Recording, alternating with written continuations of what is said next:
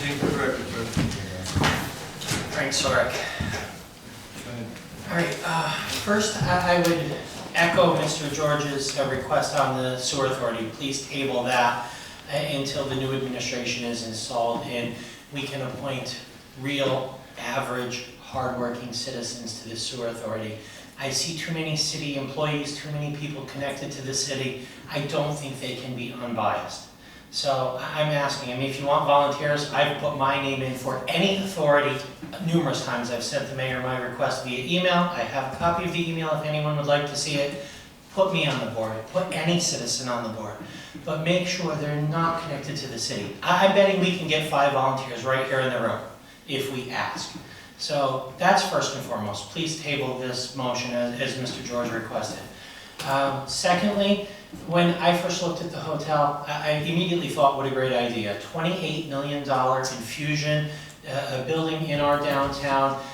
We all know that off-site gaming is probably coming to Pennsylvania. This is going to put us on the map for something like that. I think that Wilkes-Barre would be a prime location for a downtown convention center. $28 million infusion to our downtown, no public monies, and there's only 9 years left on the KOZ status, with 25% of it taxable immediately. What's not to like? From a taxpayer standpoint, I immediately liked this idea, until I heard a gentleman on the radio from Kingston talking about a hotel convention center in Lancaster, proposed the same way. $30 million, a hotel convention center in the downtown, paid for with all private investment money.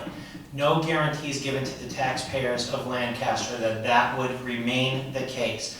After the project started, it got cost overruns, $170 million. The additional $140 came from financing bonds slapped at the taxpayers of Lancaster.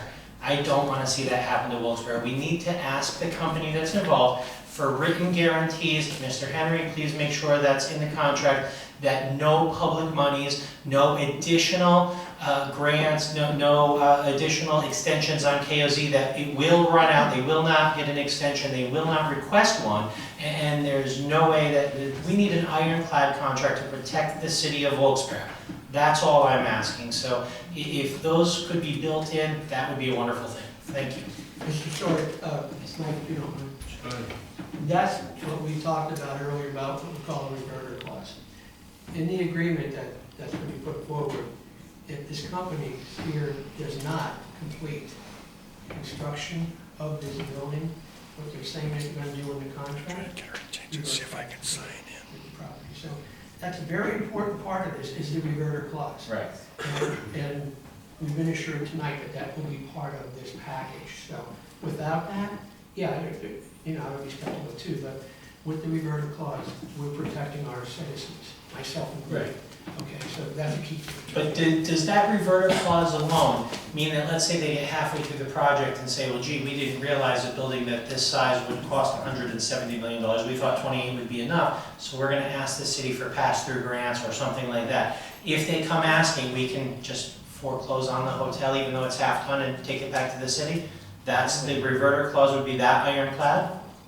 I would have to see the clause. That's what I'm asking for. I'm asking for a personal guarantee from this company that if they can't build a $28 million 8-story hotel convention center that they promise us without any additional whatever, that it immediately reverts back to the city. And that's even after construction. 9 years down the road that this has been in operation, if they say, well, you know what, we want an extension of that KOZ, we want another 10 years, or we're going to sell it, as Mr. Troy pointed out, to someone else, it reverts back to the city. Let the city take ownership. If we're going to give tax-free property, let's make sure the city gets the benefit of it.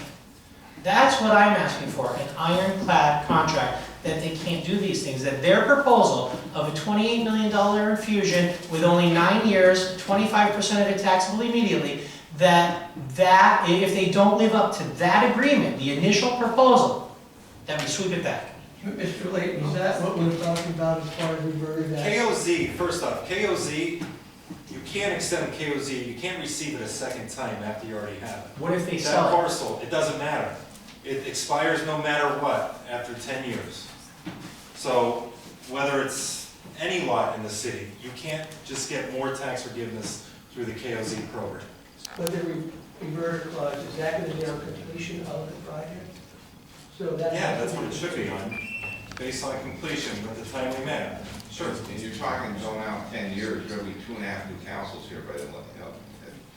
I leave it up for future council people to make a decision on what they want to do. No, I was just referring to the agreement that you put together, so it's on completion. So it's on completion of the project.